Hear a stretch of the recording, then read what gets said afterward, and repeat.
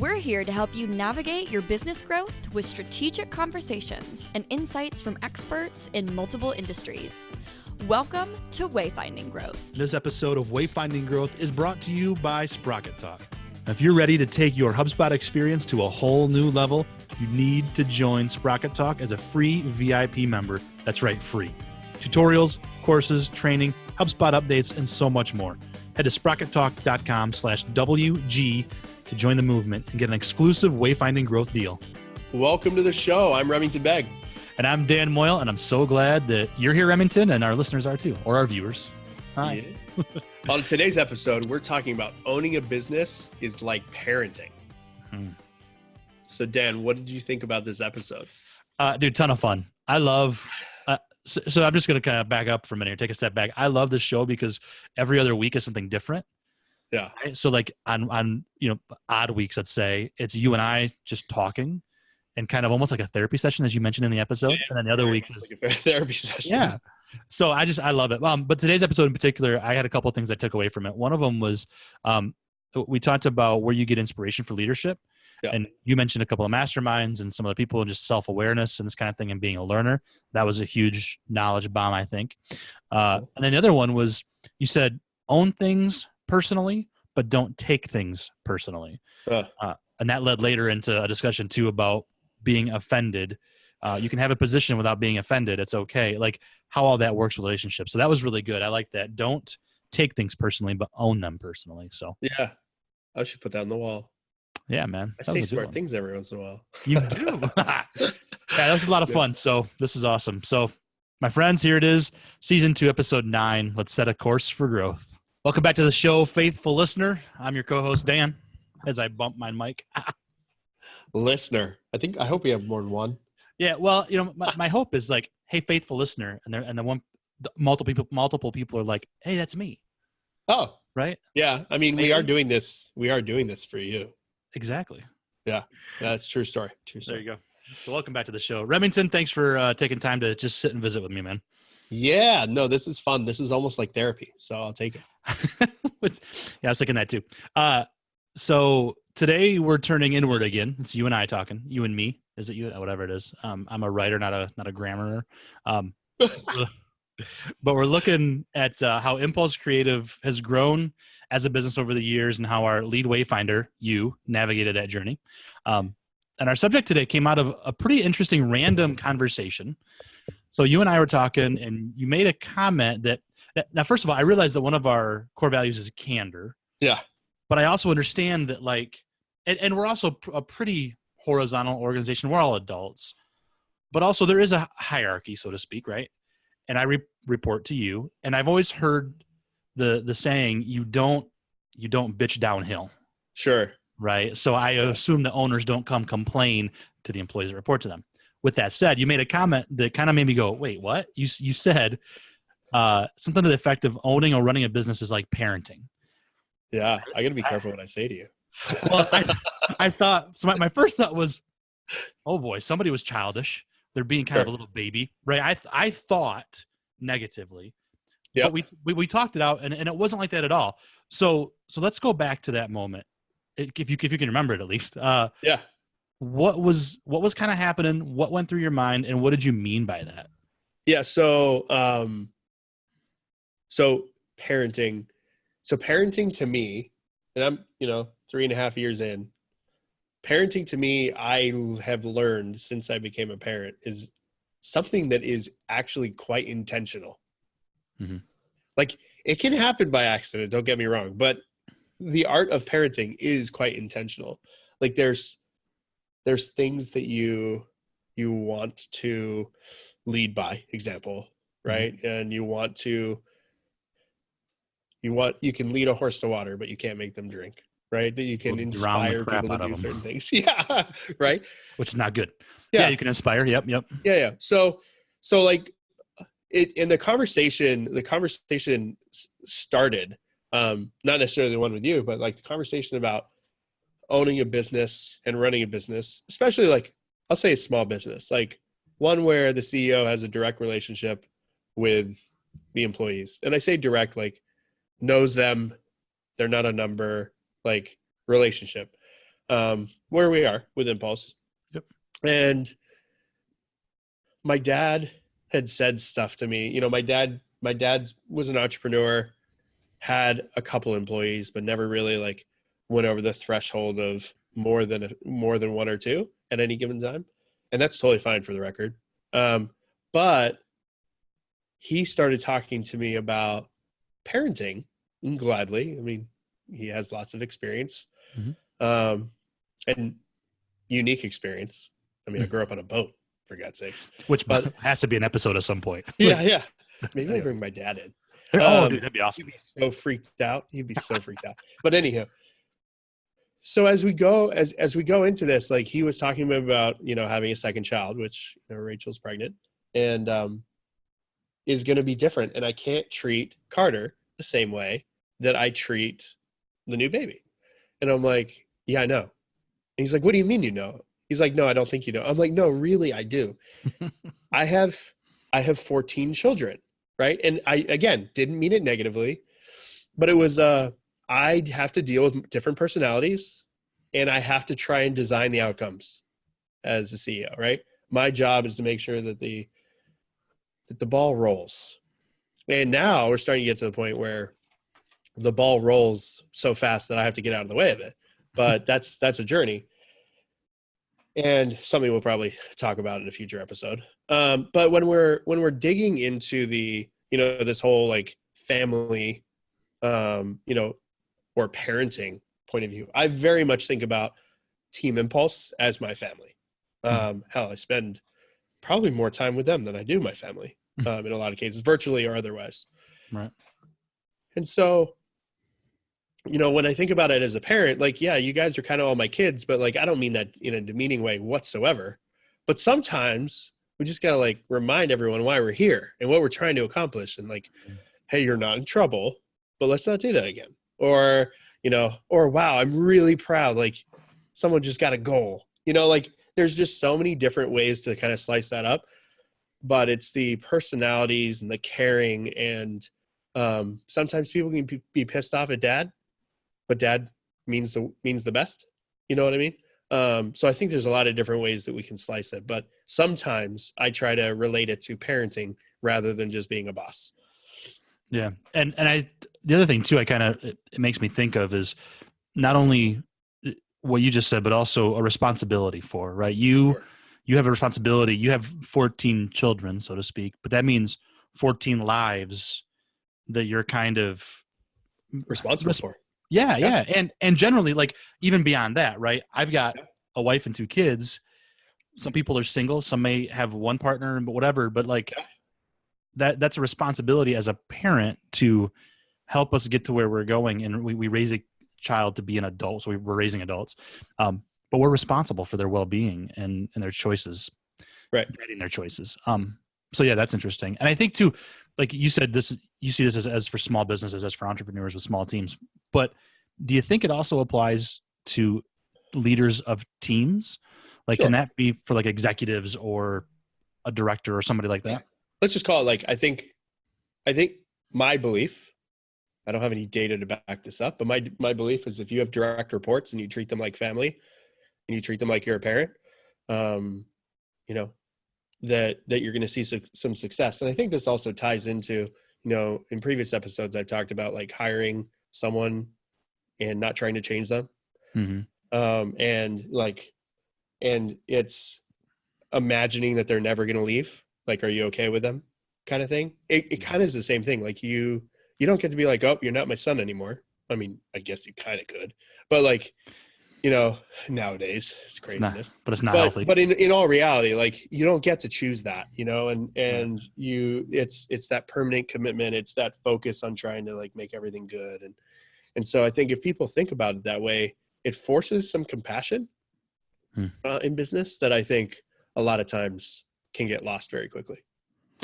Which speaks to me as relationships, right? I mean, that's what it comes down to is whether it's, you can't change them. So like getting married or whether it's, or being in a relationship of some kind, personal relationship like that, or it's family, children, but it's developing and nurturing relationships and respectfully and all that. It's interesting. But I like how you said it's like parenting, because that's such a quick thing for so many of us to picture. Yeah, especially as parents starting to understand what the heck's going on. Right. But like, you know, it's the little things though. So what's funny is, so you said a comment in the beginning, like you don't want to bitch down. Mm-hmm. I don't think you should bitch up either. That's a cultural issue, but like if you're bitching down, and that person knows about it, that's one thing. But like if you're unhappy with what your child did and you say something in the hopes that they don't do it again, right? That's something. It is that relationship. But it's also one of those things that I think it forces a mindset to that point of that relationship and that coordination that is something that I don't think people really think about anymore. It's like, I think business gets really transactional, and millennials, I'm throwing a bucket here, and I am one technically, right? But when we think about business and we think about millennials are very suspect in general. Like they're not very trusting out the gate, at least what I know. Like they're always like trying to see what the other angle is, which I think forces people to think a certain way. And business shouldn't be that way, but in a lot of cases, I think we try to trust numbers, and I'm a repeat offender in that regard, and trying to trust numbers and then like indicate success. But that's like me trying to figure out like all the world's problems. Right. Yeah, you're a data nerd. That's all right. Or as your shirt says, as your shirt says, gold digger. Gold digger. I love that. Oh, I want one of those. And the other thing too, I wrote down is guide or lead versus force. Yeah. So one of the things that we've talked about, offline too, is like it's also like parenting, because you can't make your kids do things in a way you can sometimes, but like in reality, you want them to be independent, but you want to guide them and lead them. And it's the same thing with employees. How do you guide versus force as a leader? How do I guide versus force? So I don't have the answer to this. Mm-hmm. How do you try? Yeah. Right. So I think, so I've always tried to lead from the front. And what I mean by that is, hey, this is how I think it should be done. Instead of pointing and saying, this is where you should go. Like, this is how I did it. Right. But that's a double-sided sword in some cases, because when you try to lead from the front, if people don't like that whole lead a horse to water, right? Like, here, let me hold your hand. Let me bring you to the water. You can't make them drink. And you made a joke about drowning them. Sometimes that's the part I haven't figured out yet. Right. Right. How do we bring them to the water, inspire them to drink when we know that they have to drink to survive? Right. That's the part I haven't figured out. But when I think inspiring action is easier than demanding it. But there's a place for demanding it too. Like, people have to understand that at a certain point, like, you shouldn't do that again, right? Or you shouldn't do that anymore. Or you should do that kind of thing. That's the part I don't have the answer on. And then also understanding the answer for one, it's not the answer for another. And I think that's probably one of the biggest learnings that I've had as we start, we've got 14 active employees, not including myself. What works for one or two or five doesn't work for the other set of one or two or five. Yeah. Which is tough, because you want the same outcome, but you might have to hit it in a completely different way. Yeah. Who do you look to for that inspiration of how to lead? We're getting into kind of a leadership discussion, which could be a whole podcast itself, but like, who do you look to? Because I see you as, you've owned this business for 12, 13 years now. Yep. And you're not all that old. So like, this isn't your only job technically, but I don't picture you having a lot of bosses to inspire you over the years. So what do you do to find that inspiration? So that's a great question. So I have been a part of a bunch of mastermind groups. So there's a digital mastermind group. They have an event in October that I'm not going to be able to be at because it's a no-fly zone for the baby. But I love meeting with these other individuals. A lot of times they call me on my crap and vice versa. But that's the really hard part, is trying to find those people who you can bounce ideas off of that aren't tainted with acquisition. And what I mean by that is, like, you can have conversations with a lot of people that could be higher up or in a related industry. And you have to make sure that they're like your success, they're biased for your success, not theirs. Right. And stuff like that. So I've had a lot of relationships where that is, where that hasn't been a problem, but I've also had more recently a lot of relationships where you're taking advice and it's like, wait, that doesn't make sense. Like there's some other area. But the digital mastermind group has been great. Finding other parallel markets, like the podcasting, has been fantastic. Like I learned some stuff from Big B Coffee episode, like in just how he talked about things from a brand point of view that were super valuable. And you just got to look at inspiration from a lot of different places. I read like crazy. Built to Sell was a really good book, even if you're not considering selling, and that kind of thing too. Sorry, that was a rant. No, that's perfect. So that tells me a couple of things. Self-awareness is one of them. What you said at the beginning of this was intentional, right? Owning and running a business or a team is like parenting, because you have to be intentional. Yep. And always learning, right? Lifelong learning. So. Yeah. And then realizing that we're people. Like, you don't have employee number 14 coming in. You have a human. They could be having a bad day when you give them feedback. Could be having a good day when you give them feedback and they think that they're awesome. When you're trying to give bad feedback, or vice versa, right? So it's just one of those things, like, you've got to be I try to lead from the front and be human in how I try to bring things across. But the double-sided sword of that is sometimes the message doesn't go through because maybe I'm being overly human and trying to soften the blow, you know? So, right. But I know I've had that issue with parenting, like legit parenting, right. Where I'm like, oh, well, he did that again. How did I actually bring that up?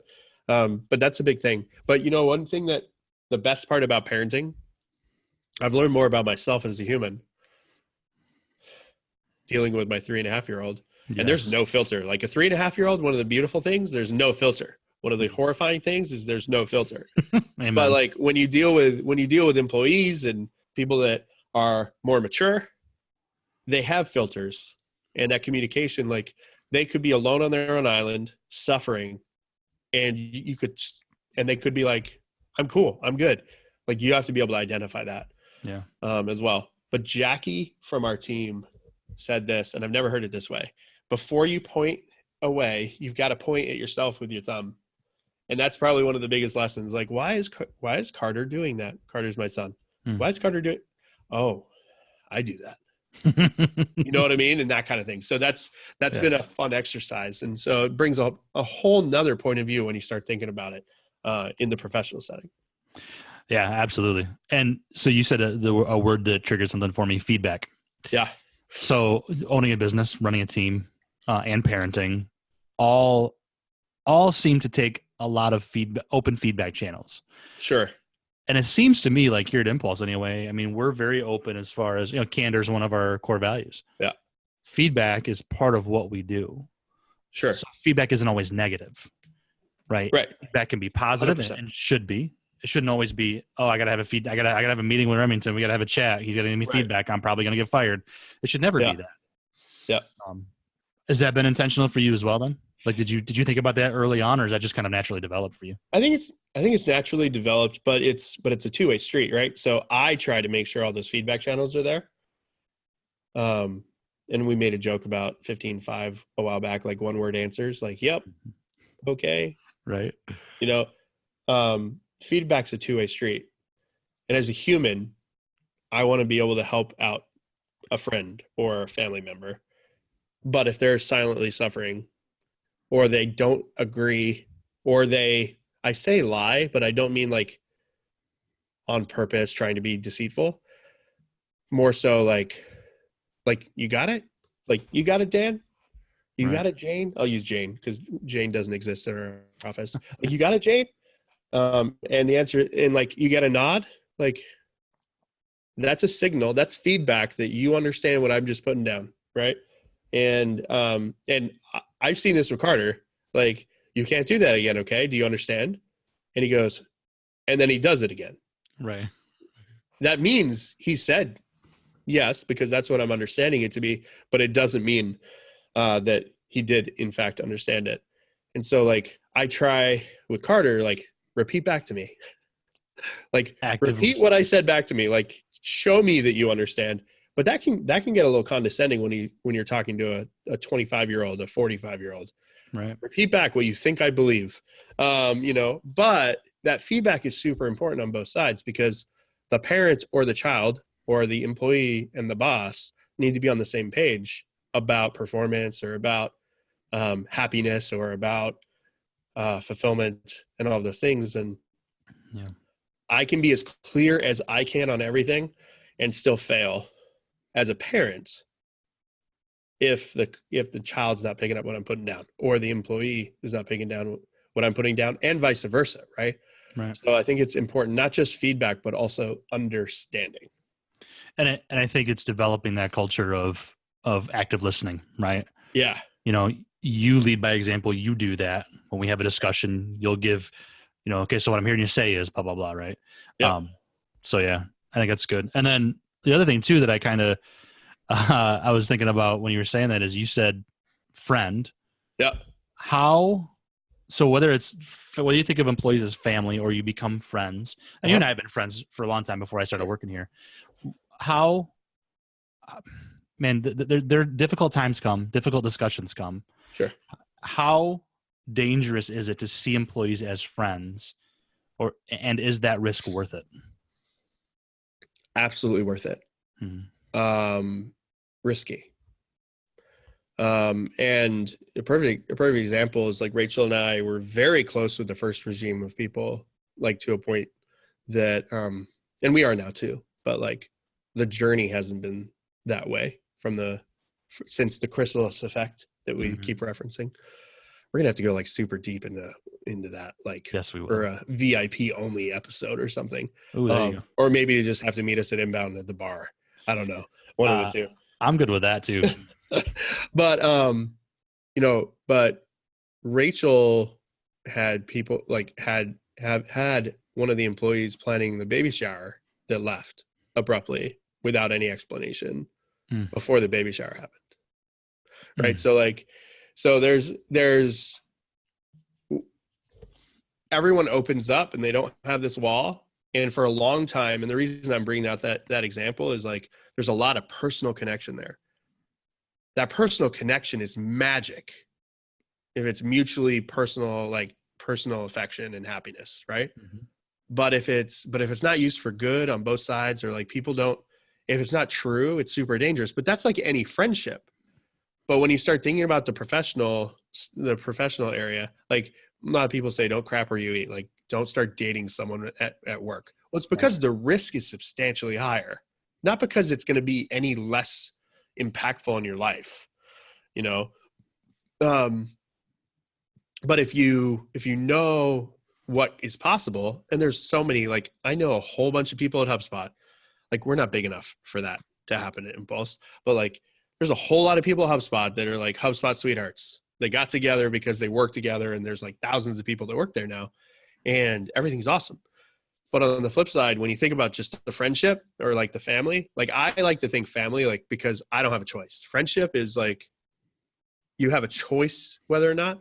And when you think of the professional side, I think it can be both. But what's important is to own things personally, but not take feedback personally, right? Like it could be very like, hey, and I try to do this a lot. All right, I'm talking to you as a friend right now, right? And that's usually when I start going into like a personal direction about how I think situations should be different.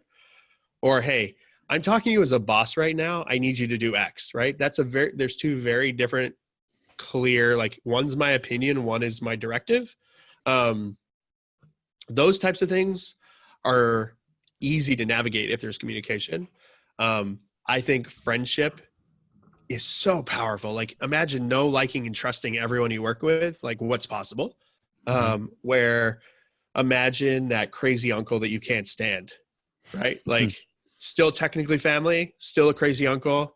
You let him sit on the couch and fall asleep after dinner, right? So that you can like play with your Legos. I'm just throwing random things around, but like in general, like there's a couple different areas there. So it's like that, the mix of those two things from a company point of view, or like thinking that way, is like, who's the crazy uncle and who's my friend? You're going to think about how that can start to relate. And it also tells you whether or not that's right or not. Because if you see those, you've got to try and make things productive so you can have those vectors all aligned. All right, rant over. Yep. No, it was good. I like the magic happens, right? When you get to, just like doing business with those, we get to know, like, and trust. Sure. It's doing business internally, creating business with the KLT. That's good. Yeah. That KLT thing is huge and it keeps coming around for us. So it does. Yeah. That's like I joke with our developers, you got two customers, the customer and the marketer, right? And it's the same thing across the board. Like there's multiple levels of customers. Oh yeah, absolutely. Good stuff, man. This is a lot of fun. Yeah. Yeah. Like, any last thoughts on parenting and business running?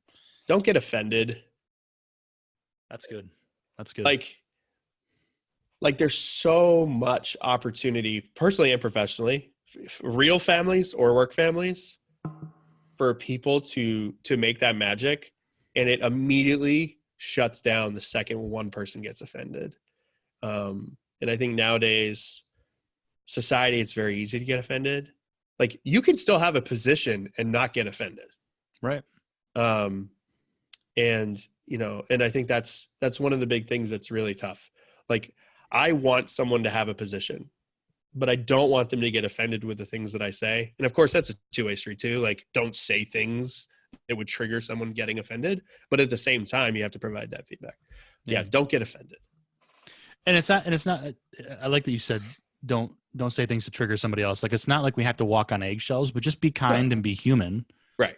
And understand that, if you don't know that offends them and they tell you, don't do it again. Sure. Right. But if they don't ever tell you, it's hard to know. I mean, you can pick up on it. You'll find out. Yeah. You'll find out. Right. Yeah, for sure. Yeah. Well, and that's where candor came in as a core value, right? Like provide feedback, but be sensitive and supportive. Right. So you're not going to come through and be like, you suck.